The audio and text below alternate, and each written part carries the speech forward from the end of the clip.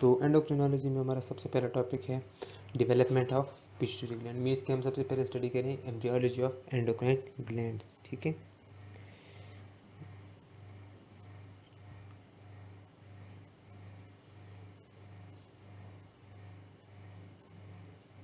Endocrine system. ठीक है, फिर उसके अंदर मौजूद जो ग्लैंड्स हैं उनकी हम डेवलपमेंट या उनके एम्ब्रियोलॉजिकल स्टेजेस को डिस्कस करेंगे।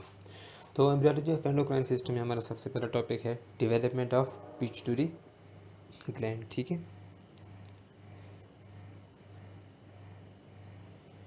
डेवलपमेंट ऑफ पिट्यूटरी ग्लैंड, ये है आज का हमारा टॉपिक ऑफ डिस्कशन। ठीक है, तो पिट्यूटरी ग्लैंड आपको पता है, इसको हम एक और नाम से भी जानते हैं, हाइपोफिसिस सेरेब्री के नाम से भी हम इसको जानते हैं। और अगर ओवरऑल स्ट्रक्चर देखा जाए तो ये हाइपोथैलेमस के नीचे आता है। इसकी जो शाफ्ट होती है जिसके ज़रिए अटैच होता है उसको हम इन्फंडिबुलम कहते हैं। इसके दो लोब्स मेन होते हैं और एक मिडल लोब भी होता है। जो मेन लोब्स हैं उनको हम एंटीरियर और पोस्टीरियर लोब कहते हैं। ठीक है, बाकी मिडल लोब भी होता है। तो आज हम इनकी डेवलपमेंट को स्टडी करेंगे। ठीक है, तो हम स्टार्ट करेंगे सबसे पहले, एज पता है कि हमने बाकी जितने भी डेवलपमेंट किया तो स्टार्ट कहाँ से किया हमने, गैस्ट्रूला से स्टार्ट किया, मीन्स कि 3 लेयर स्ट्रक्चर से स्टार्ट किया। तो अभी हम सबसे पहले ड्रा करते हैं एक 3 लेयर स्ट्रक्चर। ठीक है, ये क्या है हमारे पास, एक्टोडम, मिडल में आ जाती है हमारे पास endoderm, sorry mesoderm, and the innermost endoderm. ठीक है, एंडो, एक्टो एंड मेसोडम, ये हमारे पास 3 लेयर स्ट्रक्चर आ गया। ठीक है, अब एक्टोडम में अगर आपको याद हो, अगर नर्वस सिस्टम की एम्ब्रियोलॉजी आपको याद, तो हमने वहाँ पर स्टडी किया था कि एक्टोडम के हमारे पास 2 पोर्शन डिवाइड हो जाते हैं, एक न्यूरल एक्टोडम और एक सरफेस एक्टोडम। ठीक है, तो यहाँ पर हम उन्हीं को दोबारा से डिटेल में स्टडी करेंगे। तो सबसे पहले जो हमारे पास देखते हैं कि डेवलपमेंट कब स्टार्ट होती है पिट्यूटरी ग्लैंड की, तो ये स्टार्ट होती है 3rd week of intra uterine life. ठीक है, से ये स्टार्ट हो जाती है इसकी डेवलपमेंट, पिट्यूटरी ग्लैंड की डेवलपमेंट। ठीक है, अब पिट्यूटरी की डेवलपमेंट कैसे होती है हम स्टडी करते हैं। तो इसके हमारे पास मेन 2 पार्ट्स होते हैं। ठीक है, जैसे कि आपको पता है कि एक होता है हमारे पास एंटीरियर पिट्यूटरी ग्लैंड और एक होता है पोस्टीरियर पिट्यूटरी ग्लैंड। तो हम दोनों की अलग अलग से यहाँ पर स्टडी करेंगे किस तरह से जो है ना वो दोनों डिवाइड होते हैं। पहले देखते हैं हम कि यहाँ पर हमारे पास न्यूरल प्लेट बनी थी। ठीक है, ये बाकी के सेल्स मौजूद थे। तो जो न्यूरो एक्टोडम है, न्यूरो एक्टोडम, और उसी के साथ साथ दूसरी कौन सी वो है लेयर है हमारे पास, सरफेस एक्टोडम। ठीक है,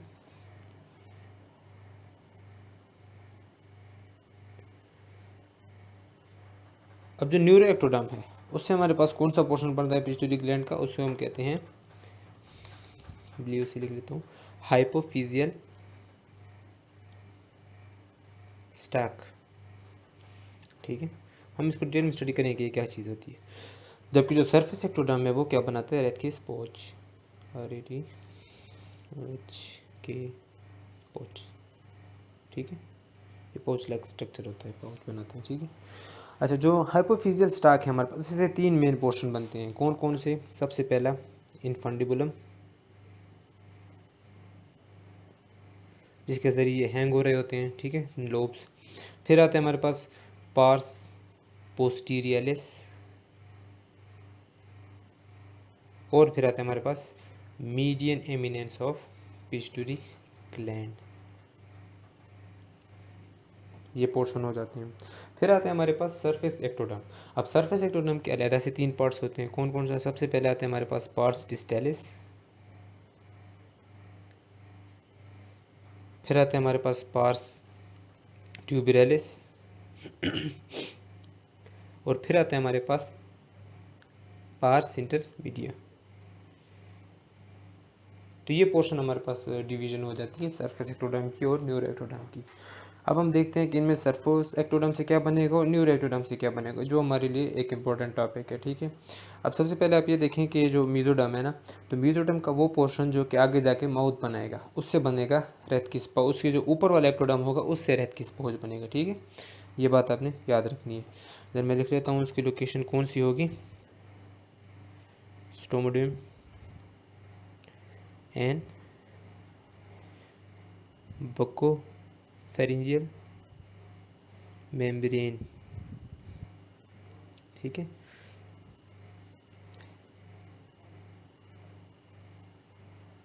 प्रिमिटिव ओरल कैविटी,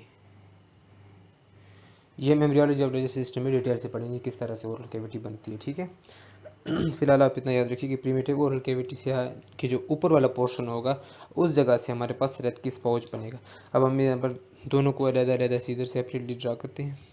ठीक है, सबसे पहले इधर आ जाएगा हमारे पास सरफेस एक्टोडर्म और न्यूरो एक्टोडर्म। ठीक है, ये हमारे पास दो एक्टोडर्म्स की डिवीजन आ गई, एक सरफेस एक्टोडर्म और एक न्यूरो एक्टोडर्म। सरफेस एक्टोडर्म को हम एक और नाम भी देते हैं आगे जाके, एडिनो हाइपोफिसिस, और न्यूरो एक्टोडर्म को आगे जाके हम नाम देते हैं न्यूरो हाइपोफिसिस।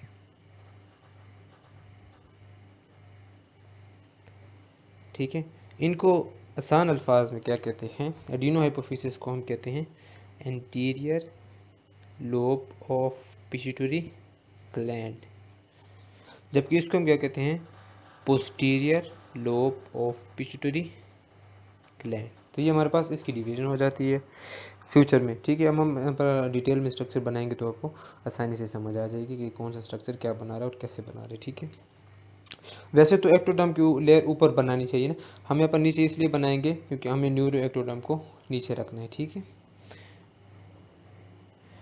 बल्कि नॉर्मल स्ट्रक्चर बना ताकि आपको आगे जाए कन्फ्यूजन ना हो। ठीक है, अब ये देखें,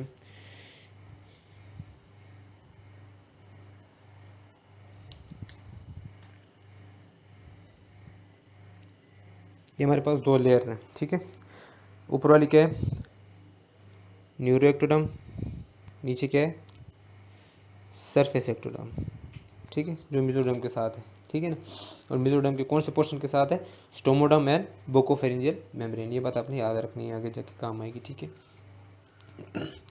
अब क्या होता है इसे बाय कि जो न्यूरो एक्टोडर्म है, ठीक है, ये ऊपर वाले पोर्शन में इसे क्या बना रही होती है, मतलब इसके जो ऊपर वाला पोर्शन होता है, आपको याद अगर हो तो हमने न्यूरल प्लेट्स पढ़े थे, न्यूरल फोर्स पढ़े थे, न्यूरल ट्यूब पढ़ी थी, फिर न्यूरल ट्यूब से हमने क्या पढ़े थे प्रोजेंसिफेरॉन, फिर उसके दो टाइप्स पढ़े थे टीरेंसिफेरॉन डेंसिफेरॉन। तो इसके जो ऊपर वाला पोर्शन है उसे डेंसिफेरॉन बनता है। ठीक है, मैं इधर ड्रा कर लेता हूँ।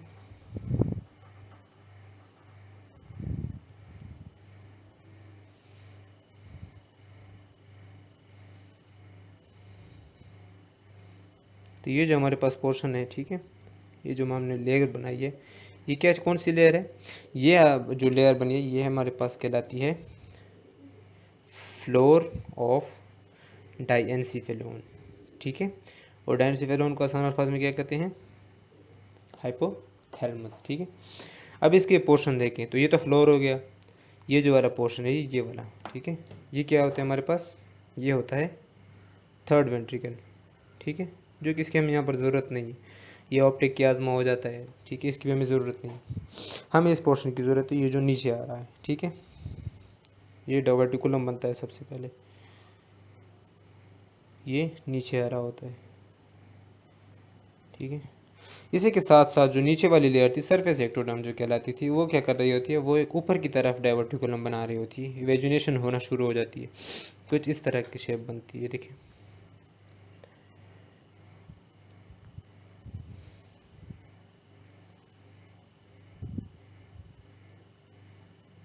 ये देखिए।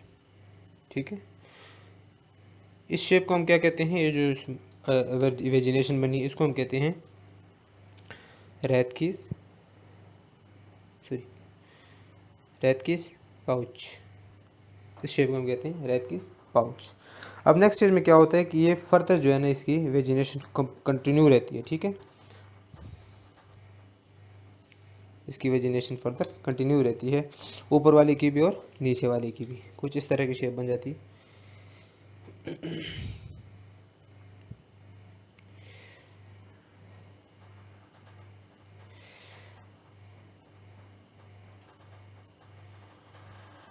ये आपको स्ट्रक्चर याद रहेंगे, ठीक है। कौन कौन से? डायनसिफेलोन का फ्लोर, थर्ड वेंट्रिकल, ट्रेकियाज्मा एंड डायवर्टिकुलम, ठीक है।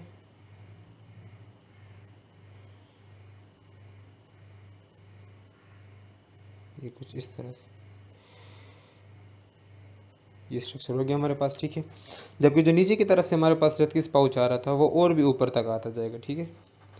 वो क्या कर लेता है, वो यहाँ तक पूरी जगह घेर चुका होता है, ठीक है। ये सारी जगह किसने घेरी है? रेत किस पाउच ने, ठीक है।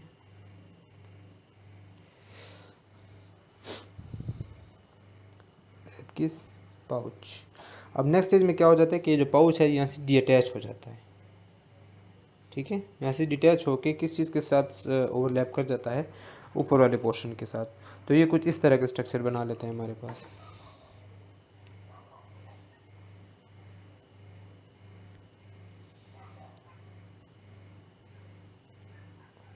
ठीक है। उनको बाकी पोर्शंस को मैं मेंशन नहीं करूँगा क्योंकि वो अब आपको मेमोराइज हो जाने चाहिए थे, ठीक है। यहाँ पर हमारे पास ये जो स्ट्रक्चर बन जाता है, ये पाउच लाइक स्ट्रक्चर, ये देखिए ये पाउच वहाँ से डिअटैच हो चुका है, इस लेयर से कम्प्लीटली डिअटैच हो चुका है, ठीक है। अब जब ये दोनों स्ट्रक्चर एक दूसरे को ओवरलैप करते हैं तो कुछ इस तरह का स्ट्रक्चर बना लेते हैं।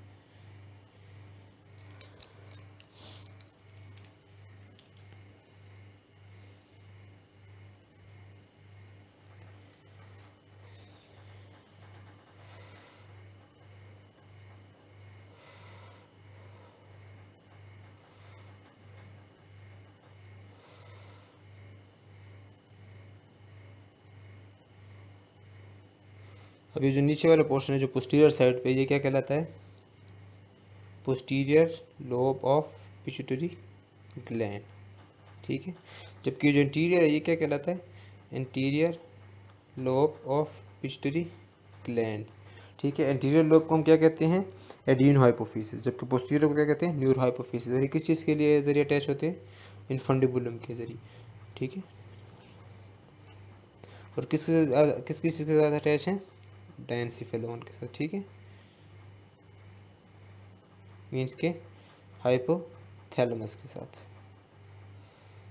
और ये जो ये स्ट्रक्चर हमारे पास बना है इसको हम क्या कहते हैं? हाइपोफिसिस सेरेब्री, ठीक है। तो इस तरह से हमारे पास जो है हमारा हाइपोफिसिस सेरेब्री मीन्स के पिट्यूटरी ग्लैंड हमारे पास कंप्लीटली बन जाता है। अब हम इधर देखते हैं कि जो हमारे पास ये वाला पाउच बना था, ठीक है, ये पाउच, इसके कुछ वाल्व्स होते हैं, ठीक है। तो एक होता है हमारे पास इसका इंटीरियर वॉल, एक होता है इसका हमारे पास पोस्टीरियर वॉल, और एक होता है हमारे पास इसका क्लेफ्ट, ठीक है।